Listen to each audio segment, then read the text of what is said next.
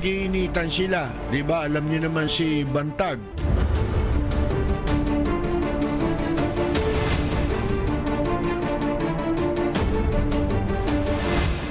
I've also spoken to Dr. Raquel Fortun to conduct second autopsy, a validated autopsy, to give her observations. That is the agreement that I had with Roy Mabasa, who I spoke to yesterday, together with the son of Percy Lapid.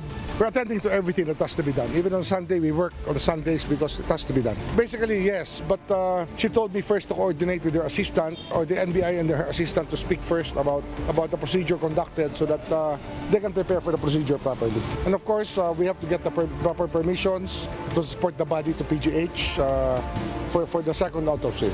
We cannot close the case until we know the details and we have the proper testimonies in place.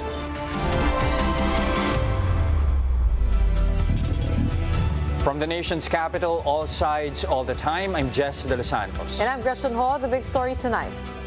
Forensic pathologist Dr. Raquel Fortun questioned the lack of a clear timeline on when the autopsy and the embalming procedures were conducted on the body of June Villamor, the alleged middleman in the Percy Lapid slay case. Meanwhile, Villamor's sister revealed on Senator Raffy Tulfo's program, Wanted sa Radyo, that before Villamor's death, her brother left her 3 names of individuals who would likely have him killed. Marlene Alcaide with the big story. The sister of June Villamor, the alleged middleman in the killing of broadcaster Percy Lapid, sought the help of former Senator Raffy Tulfo in his program Wanted sa Radyo.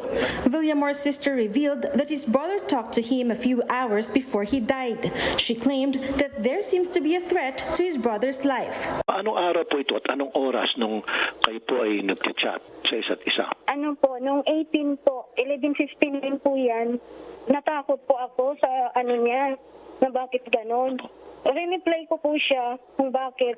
Sabi lang po niya na wag na daw maraming tanong. Ang dami ko pa rin chat sa kanya, hindi na po siya nagre-reply. She adds that his brother identified 3 individuals that should be investigated if ever he dies. Nagkapilin sa kanya, itong si June Villamor, sinabi sa kanyang ate na kapag ako'y namatay, ito yung mga taong may kagagawan ng aking pagkamatay. Because of this revelation, Villamor's sister wanted to be placed under the Witness Protection Program, something that Justice Secretary Boying Remulla vowed to give. Yung atin niya ho, pwede ho natin ilagay sa Witness Protection Program. Pwede lang ho, pasamahan nyo lang po sa opisina ko, si ma'am, at kami na ho bahala mag-process ng mga kailangan nila. Villamor died in the Lapid Hospital last October 18, a few hours after Joel Escorial, the self-confessed gunman in the Percy Lapid killing, was presented to the public. Results from the NBI's autopsy showed that there were no apparent signs of external physical injury on Villamor's body. Instead, the NBI found a heart hemorrhage. Some people, however, are throwing doubts on the autopsy conducted by the government, including the Mabasa family. Ang autopsy kasi ng NBI, hindi mo sabi na meron, hindi mo sabi na wala. So, parang neutral lang. At ang kinalulungkot niya, bakit ginawa yung autopsy after the embalmation? The PNP assures that a re-autopsy will be conducted on the body. It's too much of an incident, diba? It's an unfortunate incident, but it's a questionable. The timing is questionable. Remulla meanwhile says that he has already spoken with forensic expert Dr. Raquel Fortun for a re-autopsy. As I advised them, I would need something in black and white, a written authorization that this autopsy is authorized. Just bring the body over.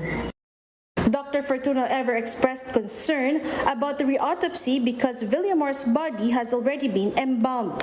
Actually, lahat ng forensic cases abroad, automatic yan. Kinukunan niya ng samples for toxicology. Kahit hindi ka nagsususpect ng intoxication. But in the Philippines, that is not done. And obviously, if mauna yung embalming, sira na yung samples na pwede mong kunin for toxicology. So that's the problem. Despite that, Dr. Fortun is confident that she'll discover something after the re-autopsy. kahit na may mga limitations. Show me the body, yon. Kasi kahit papaano, pag na-examine mo, masasabi mo, for instance, ano yung ginawa, ano yung hindi ginawa, ano yung mga na-miss. So tingnan natin, and then there's proper documentation for that as well. For News 5, Marlene Alcaide, we are One News. The National Police says around 160 individuals are considered persons of interest in the killing of Percy Lapid. These include suspended Bureau of Corrections Director General Gerald Bantag. Brian Castillo with the report.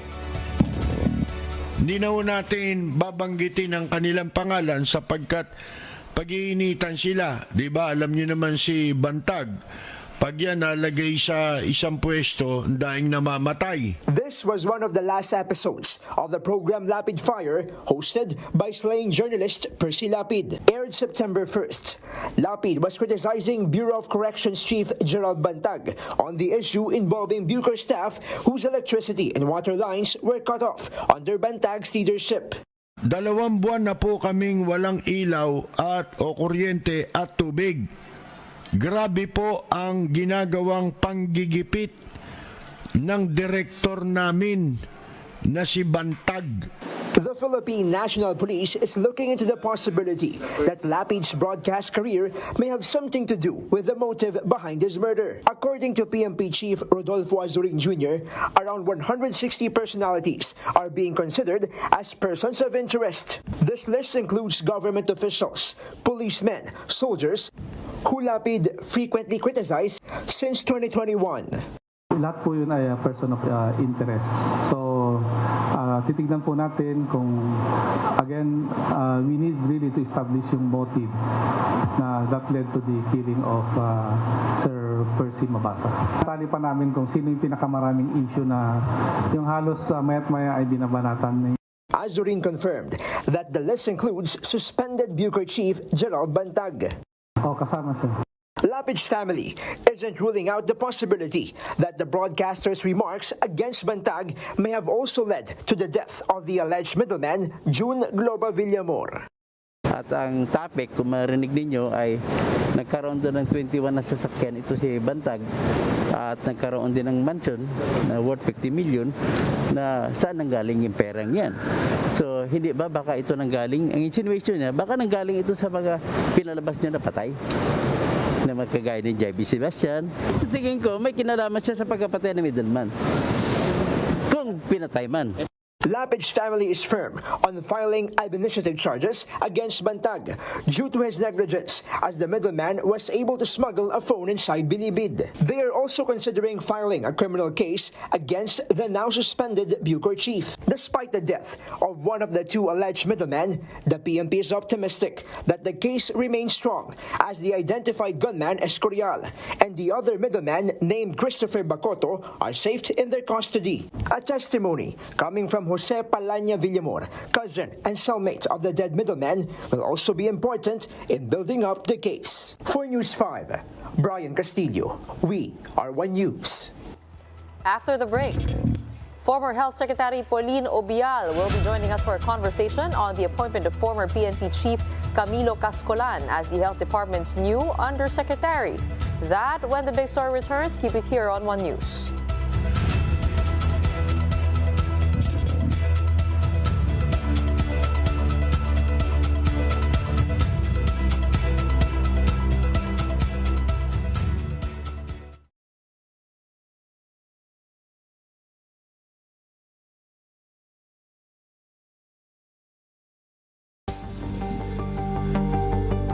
Governments and central bankers are no longer pulling in the same direction. After uniting to propel their economies out of recession, policymakers are now risking working at odds. That's already happened in the UK with disastrous consequences. After the Bank of England was trying to stamp down the hottest inflation in decades, Liz Truss's government decided to slash taxes.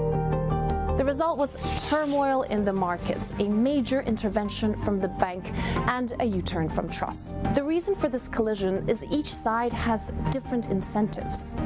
When monetary authorities look at soaring prices, they see inflation that needs to be stamped out by driving the economy into recession if need be. But politics politicians in charge of budgets see something different. They're looking at voters who are squeezed by a cost of living, expecting their governments to help out, which usually means spending more or taxing less. All of this points to a new era of policy filled with risks. Here's Bloomberg's Simon Kennedy. The risk is of a vicious circle.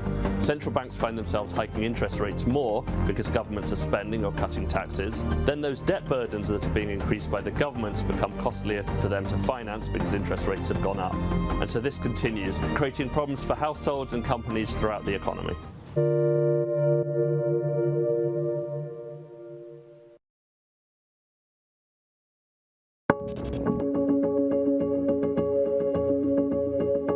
This is Bantag, a cluster of urban villages in Shanghai. It's home to thousands of low-income migrant workers who come to work in the wealthy financial hub, but can't afford to live near the city center.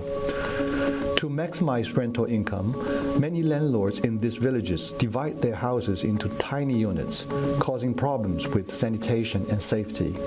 During the lockdown in Shanghai earlier this year, Bantag became one of the coronavirus hotspots, where hundreds, possibly thousands of people were sent to quarantine. Shanghai has been demolishing neighborhoods like this for years to make room for new development projects.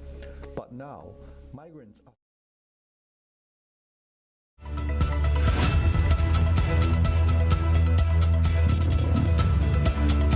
You're watching The Big Story here on One News. The Health Department over the weekend has confirmed the appointment of former PNP Chief Camilo Cascolan to the agency. Here's what we know. Cascolan was named PNP Chief by then-President Rodrigo Duterte in September 2020, but left only 2 months later after reaching the mandatory age of retirement. Cascolan served as the co-author of the Oplan Double Barrel, which focused on high-value targets under the government's war on drugs. Just days ahead of his retirement in November 2020, Cascolan said he was open to a new government post. He was then appointed as Undersecretary of the Office of the President in February 2021. In terms of health-related work, Cascolan conceptualized and headed the PNP's administrative support for COVID-19 task force. The Alliance of Health Workers has since denounced Cascolan's appointment, saying that he is not qualified for the job. No, ang dami po mga qualified na mga doctors na nasa loob ng Department of Health. Kahit sa labas, ano na ang gagawin niya during the MANCOM Execom meeting kung maisasuggest niya tungkol sa usapin sa mga sakit o ano. So talagang hindi natin pinapayagan na ang isang retired PNP chief ay nandoon siya sa loob ng Department of Health.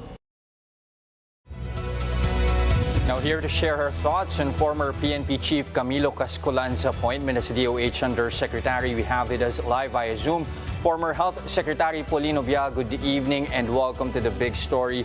Former Sec Ubial, I mean, you've taken the helm of the Health Department in the past and you heard what health workers groups are saying here. That's actually an insult to health experts, this appointment of Cascolan as Health Undersecretary. What do you make of his appointment, and is it totally unheard of to have a non-medical professional appointed to the DOH?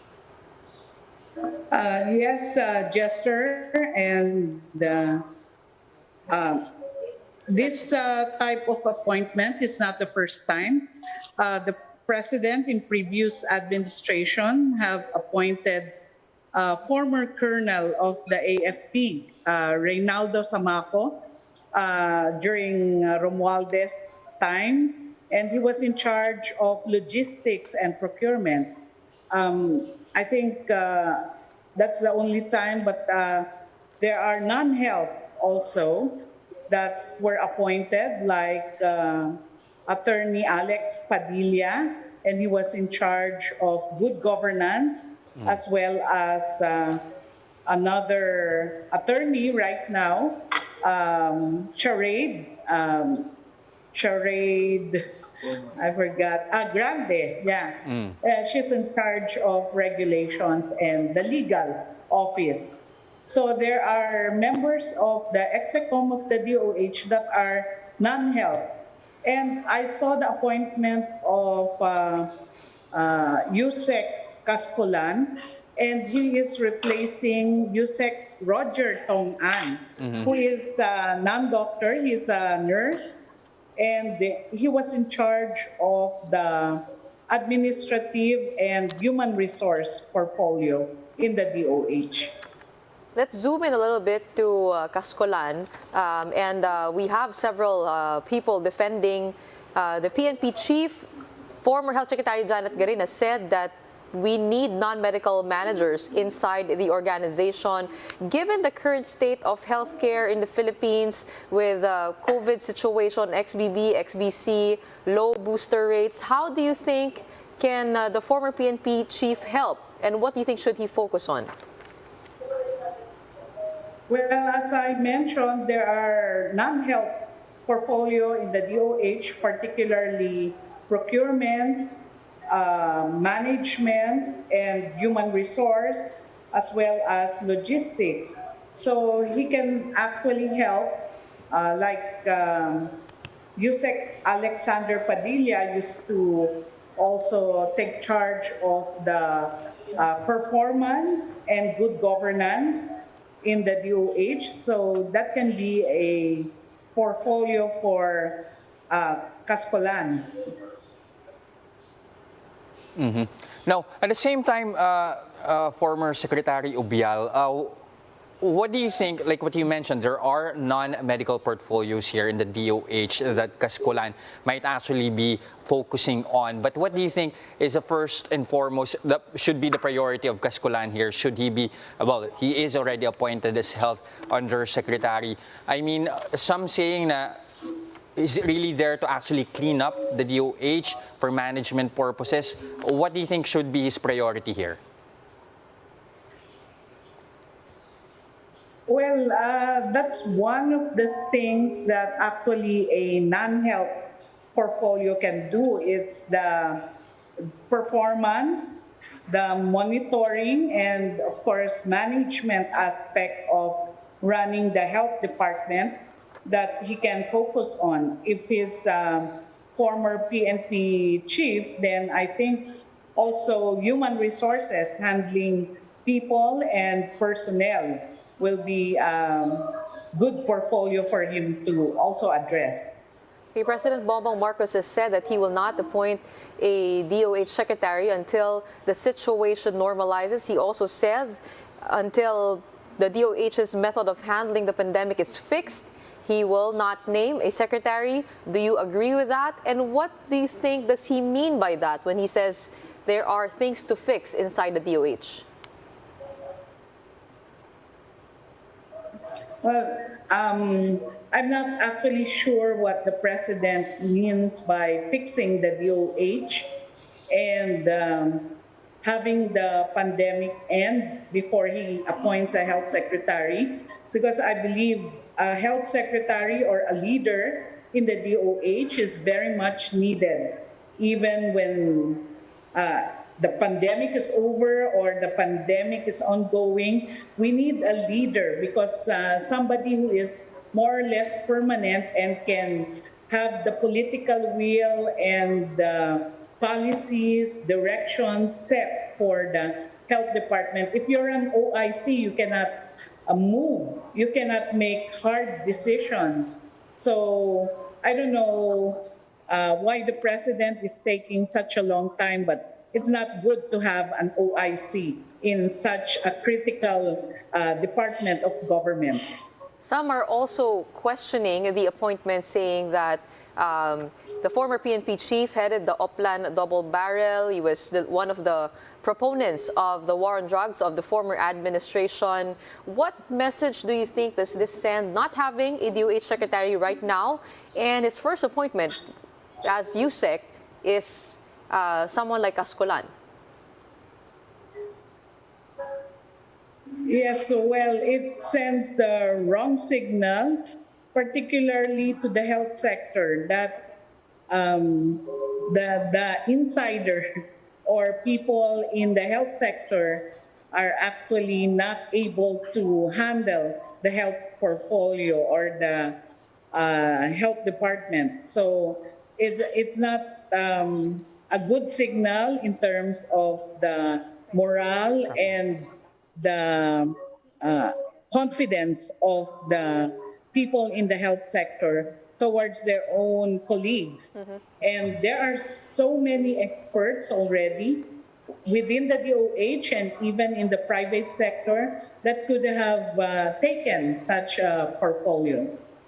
Okay, given all that, Secretary Ubial, what do you make of the DOH's performance so far, at least especially in handling this transition in the pandemic, in this stage that we are in right now? Yes, right now, I believe that the DOH needs a head, a leader, so that the next 6 years will be firmly set in place. At that time, when I became Health Secretary, as early as September, I already crafted the Philippine Health Agenda so that the next 6 years of the Duterte administration has direction and we have the targets and the goals set. So I think it's very critical to really appoint a health secretary at this time. Okay, very crucial to at least appoint a head for the health department. And again, the appointment of Cascolan, at least according to former Secretary Ubial, sending a wrong message. Again, thank you very much for your time this evening, former Health Secretary Pauline Ubial.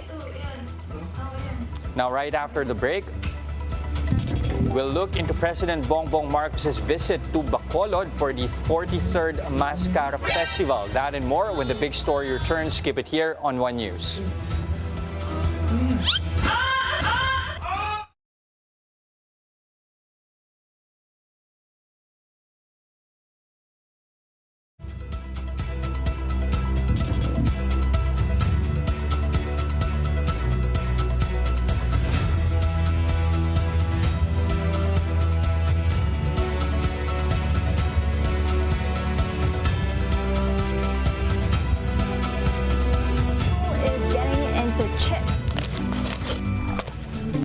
Kind that you can actually eat. You can probably tell from the package that they're only available in Japan. And here, they're part of the marketing push for the latest Pixel 7 phones from the internet giant, designed to remind us that Google also makes the other kind of chips, the ones made out of silicon. The Pixel has Google's own Tensor G2 chip, the company's most advanced AI-powered cameras, and its litany of internet services from Google Maps and Photos to YouTube and Chrome. It's hard to imagine Apple resorting to the potato chip ploy, but that's because people already know and love the iPhone, whereas Google is running ads in the US saying, "Did you know Google makes a phone?" It says something about both the ongoing failure of Google's Pixel phones to sell in big numbers and the company's opportunity in Japan. In the US, Apple and Samsung account for 74% of the market, whereas in Japan, Samsung barely scrapes together 7%. That's a missed opportunity for Google, whose Android operating systems run Samsung handsets. There's scope to take chunks out of its Silicon Valley rival by stealing business in a way that Samsung has so far failed to do. And if it takes spicy, savory, cheesy gimmicks to help bring attention to the cause, so be it. So how do they taste? Not bad, but there's a far tastier meal on offer, and Google wants a piece of it.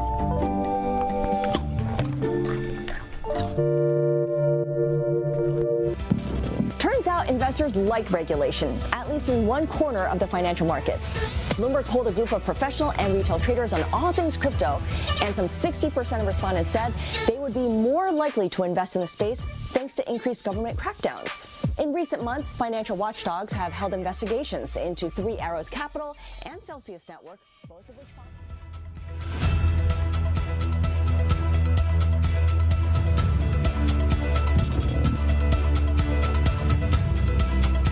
You're still watching The Big Story here on One News. President Ferdinand Marcos and the First Family graced this year's Mascara Festival in Bacolod. During the event, President Marcos said the festival is a sign that life in the country is going back to normal. Mobile journalist Julie Baiza with the details.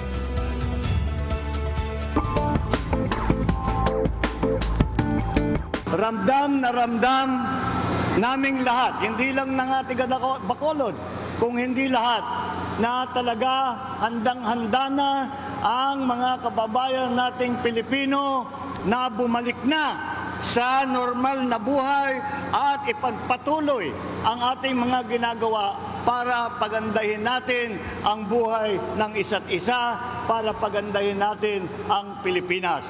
This was President Bongbong Marcos's message to residents of Bacolod City as he graced this year's Mascara Festival. Marcos Jr. attended the event along with the First Lady Liza Arneta Marcos and Congressman Sandro Marcos, as well as some of members of his cabinet. During his speech, the President said that the festival is a good opportunity to showcase the reopening of the country's tourism sector. Aside from the festival, PBBM also led the unveiling of the Upper East Township Marker, the newest modern business central district in Bacolod City. Meanwhile, prior to his visit to Bacolod City, Marcos Jr. also led a distribution of about 88 million pesos worth of aid to Negros farmers. As the concurrent agriculture secretary, Marcos Jr. personally turned over the mock checks to the over 1,800 beneficiaries. Lahat ng ating mga pangangailangan ay tumataas ang presyo, kaya kailangan na kahit papano at least makakatulong kami. The President also vowed to focus on the sugar industry, which he says has been neglected for years. For now, Marcos Jr. says they are making sure that the sugar supply is enough for the needs of the people. Mobile journalist Julie Baiza, We Are One News.